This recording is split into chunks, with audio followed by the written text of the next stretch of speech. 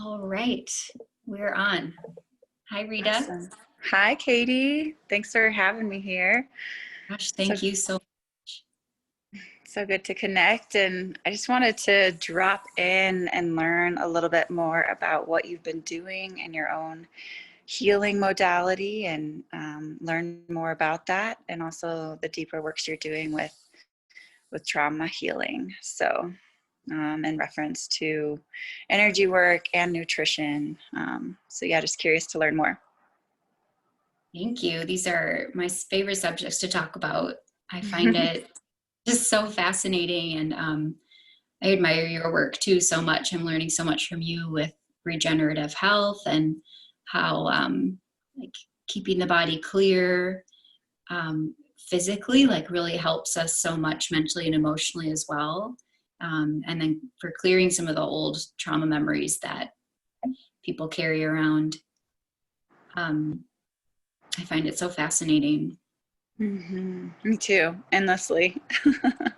Absolutely love it. It's transformed my life, so I love sharing it with others. Yeah, me too.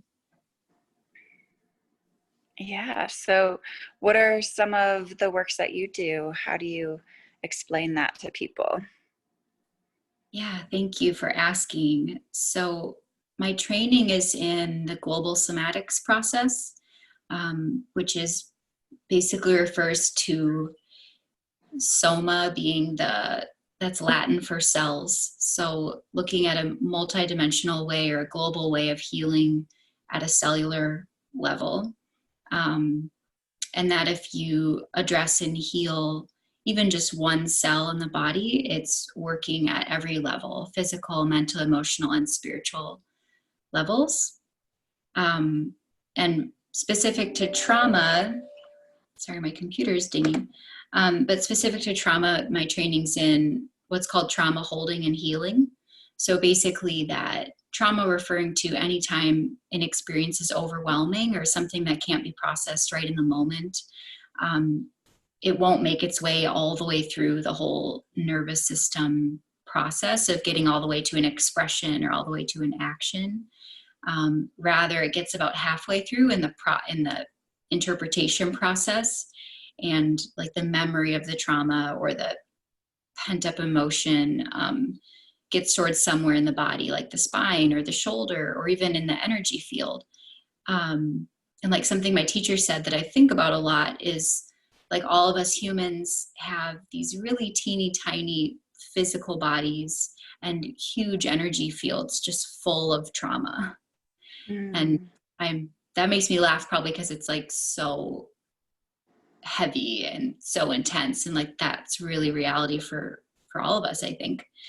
um so when I'm working with clients, like practicing supporting them healing their traumas, it's really just about deep listening and just having ability to see where they have these kind of crunchy or clogged up um, emotional like balls of energy sort of in their bodies or in their energy fields, and just seeing where that is, and then creating a safe, trustworthy space for them to be able to go into that and kind of go into a meditation. And really, that's a lot of what I do, is just helping people be with themselves and be with pain and be with fear and be with emotion, and just help coach them like, hey, this is just energy, you're fine, it's not actually happening right now, this is something that happened in the past, you're safe right now. Just a lot of like verbal dialogue and coaching so that they can actually be with their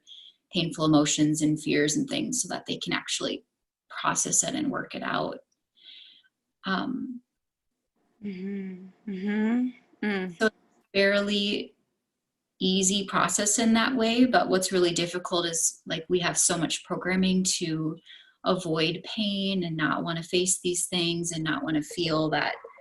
um, it's really such an honor to get to be with people and just support them to sink into those spaces so that they can heal and release. Mm. That's so beautiful to hold that space for people. And what are some of the shifts that you notice in working with your clients?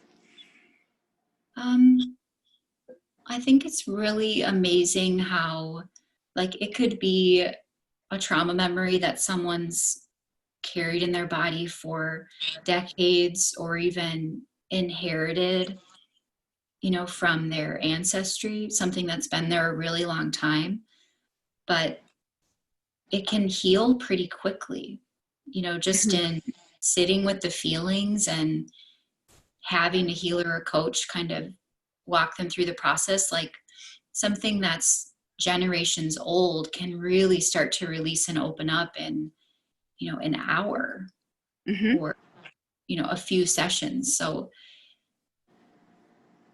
I would hope that that brings people hope, that um, something can feel really heavy and really hard, but it can start to loosen up and clear and get lighter pretty quickly. Pretty quickly. Yeah, I've experienced that too in Vipassana meditation, which may be similar or different, but it is really just being able to sit and witness what we're experiencing. And usually it's something that we haven't acknowledged before because it's been so suppressed. And then the meditation allows it to come up, to be felt and seen and released. And the main goal in that meditation is to not react or respond to it, because it could be like an amazing, joyful experience. But if we're like clinging on to that, and it's just going to kind of create that habit pattern. And then if we're avoiding it or rejecting it because it doesn't feel good, then again, it can create that habit pattern. So instead, the idea is just kind of creating this neutrality, this neutral mind to observe it and witness it in order for it to be released, versus continuing that process or that pattern. So, and yeah, just then that's kind of the way that I can relate to it, but found incredible results and release from that. And I'm curious if any of your clients that you work with, like how that impacts their relationships or just the way they go through life, what Mm-hmm. shifts they notice after releasing, a holding pattern. Yeah, what comes to mind right away is like a particular client where, as she's releasing some of this resentments and fear that she had inherited ancestrally, um, a lot of her, this idea of having to be separate or alone or only feeling pain alone, a lot of the barriers around that dissolve. So now she can more be in relationship, but just a lot more comfortably, and I think feel safe in relationship. Mm. I think that's a common thing. A lot of people learn that they can only, if they're in pain or if they're emotional, they have to be alone in their pain.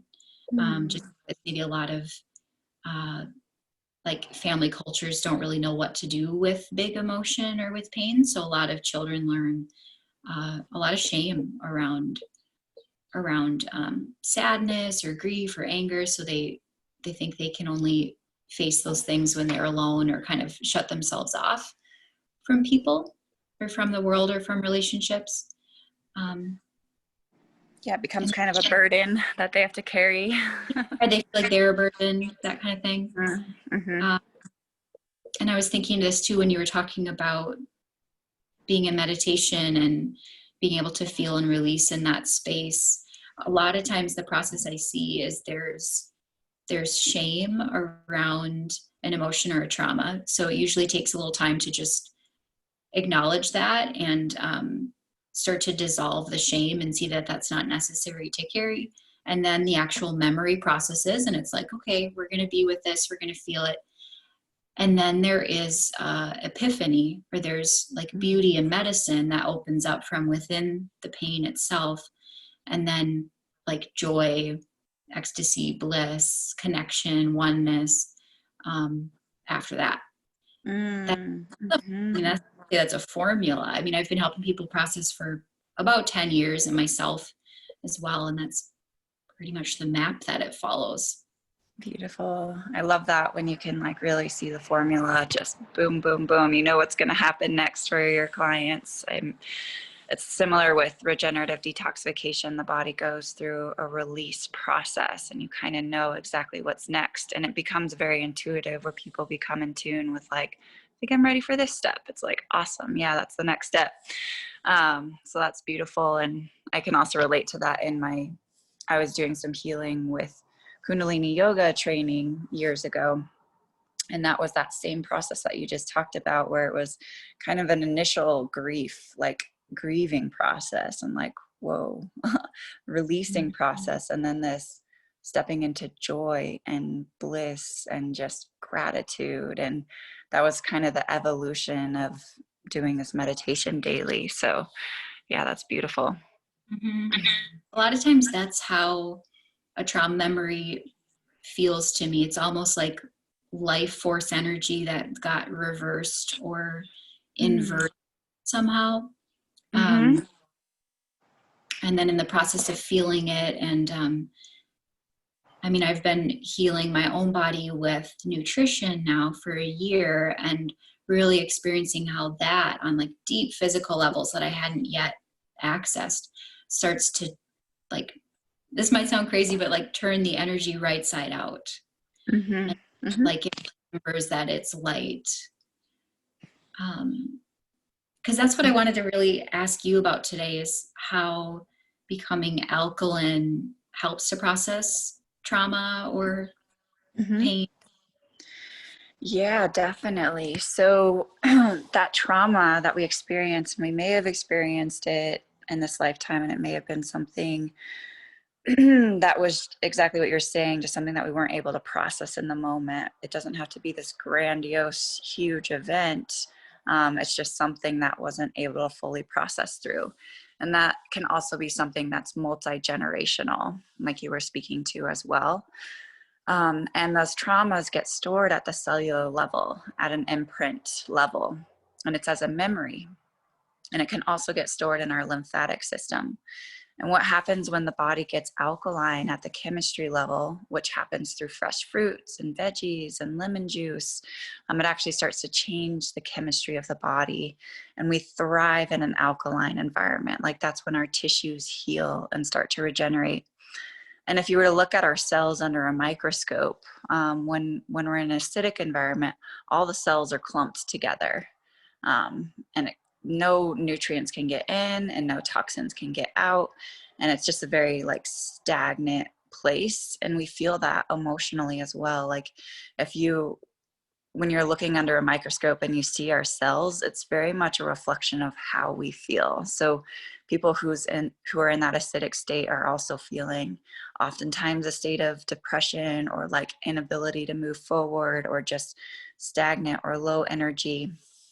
And then as we get the body alkaline, the cells actually start to separate and become their own beings again, and they start to flow in our bloodstream like a river. And so then people start to feel energized and clear and light, and they're actually getting nutrients into the cell, but they're also able to eliminate toxins from the cell. And that's physical toxins that we're exposed to on a daily basis, but it's also emotional toxins that we're exposed to on a daily basis, or something that we experienced when we were 5, or something that was a held, genetic expression or memory, because trauma is passed down multi-generationally, from our grandparents, from our parents. And so that's able to actually release. And when it's releasing, you actually have to go through those emotions again. So whatever that may be, but it comes up to the surface to be released. And I often practice a meditation called Ho'oponopono during that, which is originally from Hawaii, in order to restore balance. And what it does is, it's kind of like that Vipassana meditation I was saying. It just allows you to let this release, without judging it. And so it's just, I forgive you, I love you, I'm sorry, I thank you, I forgive myself, I love myself, I'm sorry, and I thank you. And that just allows you to go through the whole releasing process, which might only take 5 minutes. It might take 15 minutes. It might take a couple hours. Like, it really just depends on what's been being held. And so that getting into that alkaline state really just allows for this release of these old stored traumas.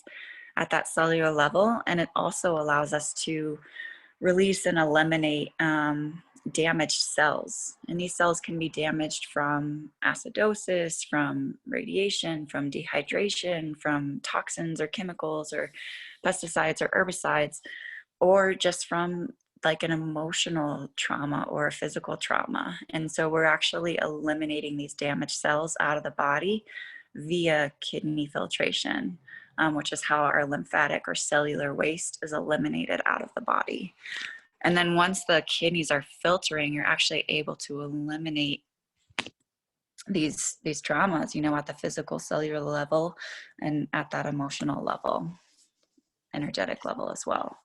So yeah, it goes really kind of hand in hand with the work that you're doing, because if this is being released, it's nice to be able to sit with someone that has these trainings to be able to allow yourself to process that at a deeper level and allow it to move through you. Mm-hmm. And like truly through the physical.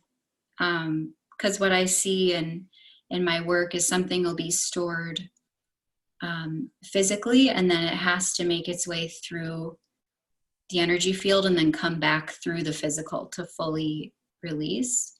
Yeah, and I'm just like mesmerized by what you're saying, and that makes a lot of sense to me too, of how when the cells are alkaline, then nutrition can move in and out of the cells. And that's what I learned as well. Like when the fluids in the body or when the water in the body is really healthy, the membranes of the cells should be open and porous so that nutrition can come in and waste can go out. And like they're in a healthy body, there should be a lot of communication between the cells. Exactly. And like speaking to what you said about how a person processing their pain or traumas is then going to have healing in their relationships and in their life. Shoot, I'm gonna have to hop off in a minute here, but how you can really see that in like the health of a person's cells, kind of as a reflection for how their cells relating is going to reflect their relationships as well. It's a complete mirror, I find, like whatever's happening internally at the physical level, at the energetic level, at the emotional level, it's going to show up in our life. Just, you know, it's going to show up in our cells. It's going to show up in how we're feeling. It's going to show up in our relationships. So yeah, it is really beautiful inner outer reflection work and I find that when people clean up their lymphatic systems, like basically that's a lot of congestion that's, you know, it's passed down from multi-generations. Like we can be born with chronic lymphatic congestion.